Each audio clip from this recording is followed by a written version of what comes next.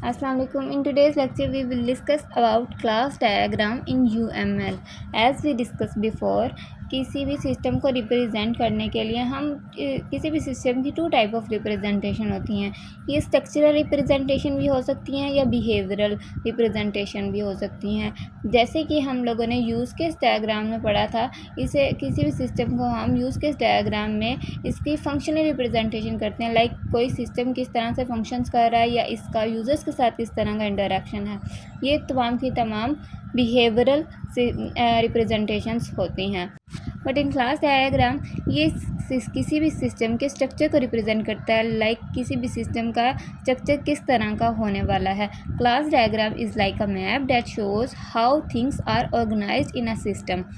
Like basically class diagram में हम system का मैप या स्ट्रक्चर ही रिप्रेजेंट करते हैं। सपोज जैसे हम किसी भी तरह की बिल्डिंग बनाते हैं तो फर्स्ट ऑफ ऑल हम उसका मैप रेडी करते हैं जो इसके स्ट्रक्चर को रिप्रेजेंट करता है। लाइक इसका स्ट्रक्चर किस तरह का होने वाला है। जब हम किसी तरह का होम बिल्डिंग बनाते हैं तो लाइक इसमें रूम्स कितने होने वाले हैं, इसमें किचन कैसा होने वाला है और इसमें टीवी लॉन्च कहाँ पे होने वाला है, देन इनका आपस में इंटरकनेक्शन किस तरह से होगा।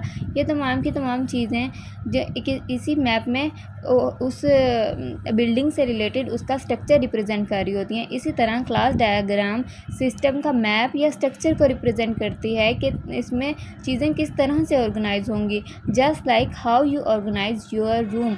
लाइक जैसे हम हमारा कमरा रेडी करते हैं कि यहाँ पे स्टडी टेबल होने वाला है, यहाँ पे बेड होने वाला है, यहाँ पे गेम से रिलेटेड सेशन या चीज़ें होने वाली हैं। ये तमाम के तमाम ऑर्गेनाइजेशन जैसे हम करते हैं इसी तरह क्लास डायग्राम में हम बेसिकली ऑब्जेक्ट ओरिएंटेड प्रोग्रामिंग यानी OOP का कॉन्सेप्ट यूज़ करते हैं, जहाँ पे तमाम के तमाम कंपोनेंट्स को हम एज अ क्लास कंसीडर करते हैं या क्लास की फॉर्म में रिप्रेजेंट करते हैं। जो हमारे पास बुक में एग्जांपल दी गई है वो रूम की एग्जांपल है। फर्स्ट ऑफ ऑल जो हमारे पास रूम है इसे हम एक क्लास कंसीडर करेंगे in class diagram. Then room में जो different type of boxes present किए गए हैं या जो हमारे पास बॉक्सेस हैं हम उन बॉक्सेस को भी 2 डिफरेंट क्लासेस से डिनोट करेंगे, ठीक है। देन नाउ हर एक क्लास की डिफरेंट टाइप ऑफ एट्रीब्यूट्स या मेथड्स होते हैं। एट्रीब्यूट से मुराद वो करैक्टरिस्टिक्स जो इस क्लास को डिफरेंटली रिप्रेजेंट करती हैं। सपोज अब हमारे पास 2 टाइप ऑफ बॉक्सेस जो थे, ये 2 टाइप ऑफ क्लासेस जो थी, लाइक उसमें से एक बॉक्स है वो टॉय बॉक्स है। So we can say that इसकी करैक्टरिस्टिक क्या है कि वो सिर्फ और सिर्फ टॉयज़ को होल्ड कर सकता है। देन जो सेकंड हमारे पास बॉक्स है वो है बुक बॉक्स। तो इसकी करैक्टरिस्टिक ये इसके एट्रीब्यूट्स क्या हैं कि वो सिर्फ और सिर्फ बुक्स को ही कंटेन कर सकता है। फॉर द बेटर अंडरस्टैंडिंग हम एक और एग्जाम्पल को कंसीडर करते हैं। सपोज हम एक बैंकिंग सिस्टम बना रहे हैं। किसी भी बैंक में जो डिफरेंट टाइप ऑफ कंपोनेंट्स होते हैं, लाइक इसमें डिफरेंट कंपोनेंट्स क्या होते हैं, इसके कस्टमर्स होते हैं, अकाउंट्स होते हैं, इसमें ATM होता है या ATM से रिलेटेड ट्रांजैक्शंस होती हैं। हम इन तमाम के तमाम बैंक के कंपोनेंट्स को डिफरेंट क्लासेस में कंसीडर करेंगे कि ये डिफरेंट क्लासेस हैं। Now every class has its own attributes and methods। अब जैसे हमारे पास अकाउंट क्लास है, अकाउंट क्लास में इसके एट्रीब्यूट्स क्या होंगे, इसकी करैक्टरिस्टिक्स जो इसे डिफरेंटली रिप्रेजेंट करती हैं। किसी भी अकाउंट को डिफरेंटली रिप्रेजेंट करने के लिए जो एट्रीब्यूट्स यूज़ होते हैं वो क्या होता है, किसी भी कस्टमर का अकाउंट नंबर होता है या फिर उसका बैलेंस होता है। ये इसके एट्रीब्यूट्स हुए।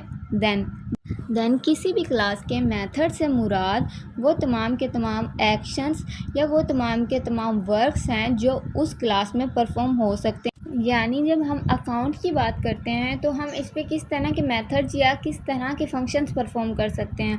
लाइक इसमें हम मनी को डिपॉजिट कर सकते हैं या किसी भी अकाउंट से मनी का विड्रॉ ले सकते हैं। वो ये एक्शंस या ये वो मेथड्स हैं जो हम इस अकाउंट पे या इस क्लास पे परफॉर्म कर सकते हैं। Then according to our book example इसमें जो हमारे पास क्लासेस थी वो 2 डिफरेंट टाइप ऑफ बॉक्सेस थे। लाइक एक टॉय बॉक्स था और एक बुक बॉक्स था।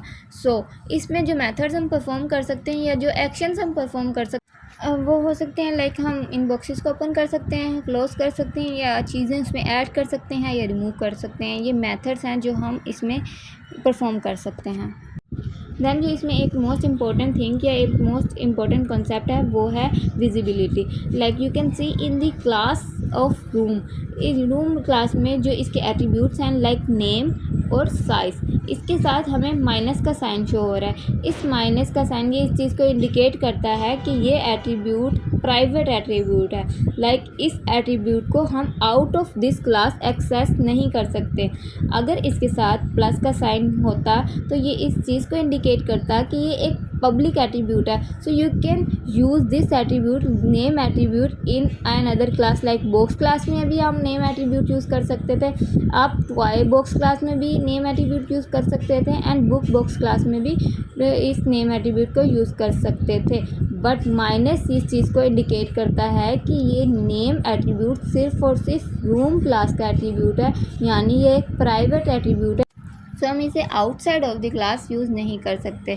सो जब हम लोगों ने बॉक्स क्लास में इसका लेबल देना चाहा या इसका नेम देना चाहा तो हम लोगों ने वर्ड लेबल का इस्तेमाल किया है, ना कि नेम एट्रीब्यूट को यूज़ किया।